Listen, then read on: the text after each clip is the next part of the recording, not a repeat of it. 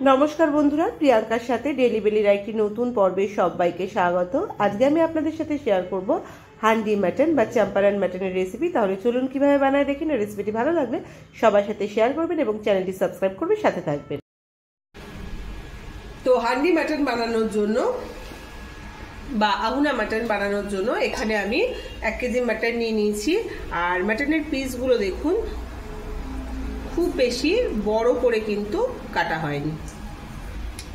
এইবারে এখানে আমি 1 কেজি মাটনে 600 গ্রাম পেঁয়াজ কুচি দিয়ে দিলাম। পেঁয়াজ বাটা না, পেঁয়াজ কুচি। এখানে আছে 2 চামচ আদা বাটা, 2 চামচ রসুন বাটা আর 10 পিস কাঁচা লঙ্কা বাটা, সেটা আমি দিয়ে দিলাম।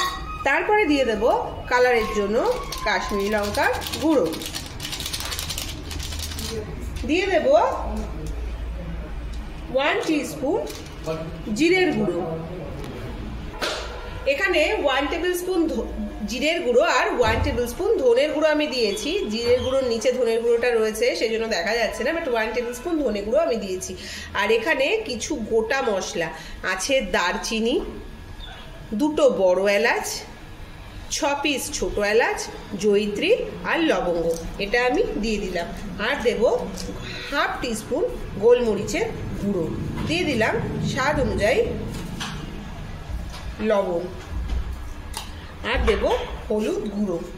এইবার একটি কথা, আমি 1 কেজি মাংসে 150 গ্রাম সর্ষের তেল গরম করে ঠান্ডা করে নিয়েছি, একদম ধোয়া ওঠা গরম করেছি, তারপর সেটা ঠান্ডা করে নিয়েছি। তেলটা কিন্তু গরম করে তারপর ঠান্ডা করে ইউজ করতে হবে, নইলে মাংসের আসল টেস্ট আর গন্ধ আসবে না। এইবারে কি করতে হবে, মাংসটা ভালোভাবে হাতের সাহায্যে ডোলে ডোলে মেখে নিয়ে 10 মিনিট এইভাবে রেখে দিতে হবে। তো ফিরে আসবো ঠিক এখন থেকে ঘড়ি ধরে 10 মিনিট পরে। এখানে দেখুন মাটির হাঁড়ি নিয়ে নিয়েছি। এইবারে গরম তেলের কিছুটা অংশ আমি রেখে দিয়েছি, সেই তেলটা মাটির হাঁড়িতে দিয়ে দিলাম, মানে ঠান্ডা করা তেলটা। এইবারে হাঁড়ির চারিদিকে ভালোভাবে তেলটা মাখিয়ে নেব, যাতে মাংসটা লেগে না যায়। এইভাবে ঘুরিয়ে ঘুরিয়ে তেলটা মেখে নেব। 10 মিনিট হয়ে গেছে। এইবারে মাংসটা হাঁড়ির মধ্যে ভরে দেব।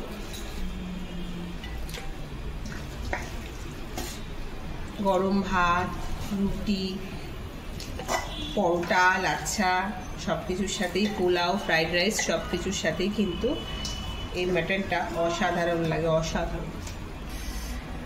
এইবারে একটা গোটা রসুন আমি এখানে দিয়ে দিলাম, এটা ফ্লেভারের জন্য। এইবারে উপর দিয়ে গরম মশলার গুঁড়ো ছড়িয়ে দিলাম। এক্ষেত্রে একটি কথা বলে রাখি, আপনারা চাইলে কিন্তু মাখার সময়ও দিয়ে দিতে পারেন, বাট এটা আমি উপরে দিচ্ছি, এটা একটা এক্সট্রা ফ্লেভার, মানে ফ্লেভারটা বেশি পাওয়া যায়। এখানে 1 টিস্পুন গরম মশলার গুঁড়ো আমি দিয়ে দিলাম। দেখুন আমি এটা সিল করার জন্য চারিদিকে ময়দা আটকে দিয়েছি। এইবার যেটা করব, যে পাত্রে আমি মাংসটা মেখেছি তাতে সামান্য জল অ্যাড করব।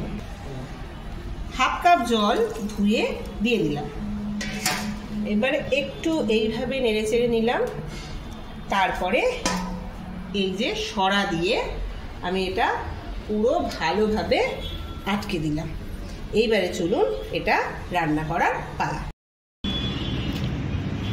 দেখুন উনানটা কিন্তু ধরে গেছে।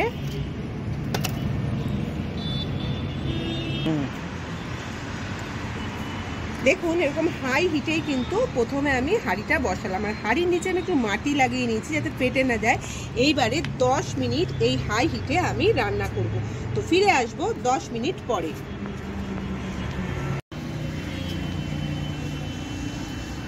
10 মিনিট কিন্তু হয়ে গেছে। এবার যেটা করব, হিটটা কমিয়ে দেবো, লো হিটে। এবার এটা 1/2 ঘন্টার মতো রান্না করব। সেই জন্য কিছু আগুন আমরা কাঠ বের করে নিচ্ছি। এবার লো হিটে এটা 1/2 ঘন্টা রান্না করব। তো এই পর্যায়ে আর কোনো কিছু নাড়াচাড়া করব না। লো হিট বলতে মিডিয়াম হিটে এটা 1/2 ঘন্টা রান্না হবে। তো ফিরে আসবো 1/2 ঘন্টা পরে। 8 ঘন্টা আমি মিডিয়াম হিটে রান্না করেছি। এইবারে একটু এটাকে আমি নামিয়ে নেব, নামিয়ে একটু নাড়াচাড়া করব।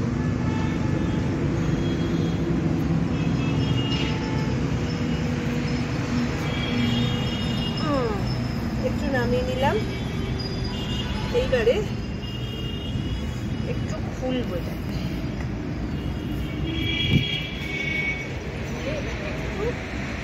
নাড়াচাড়া করে দেবো।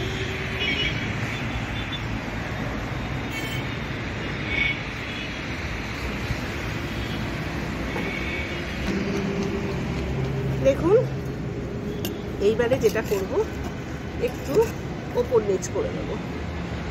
ময়দাগুলো খুলে নিচ্ছি।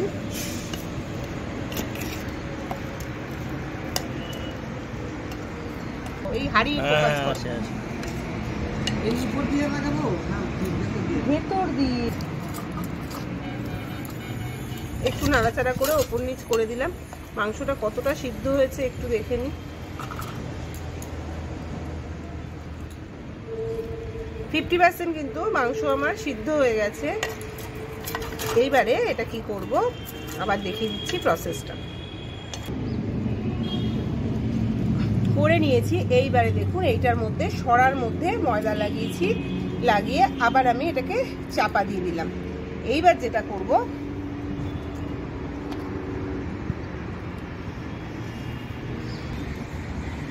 দেখুন একদম ঘিম আছে, দেখতে পাচ্ছেন একদম অল্প অল্প আগুন জ্বলছে।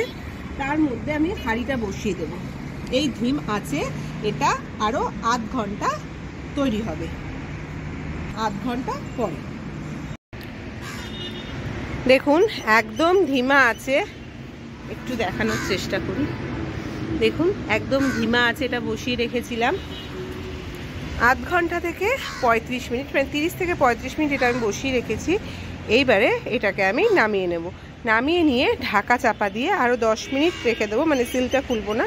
10 মিনিট পর এটা আমি খুলে দেখাচ্ছি। মিনিট কিন্তু রেখে দিয়েছি ঢাকনাটাকে, এইবার খোলার পালা।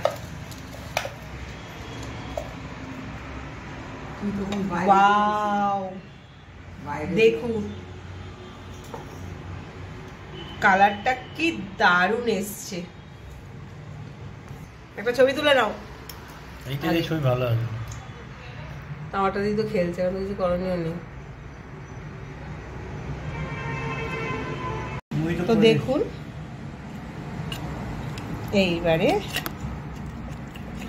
দেখুন তেল বেরিয়ে এসছে,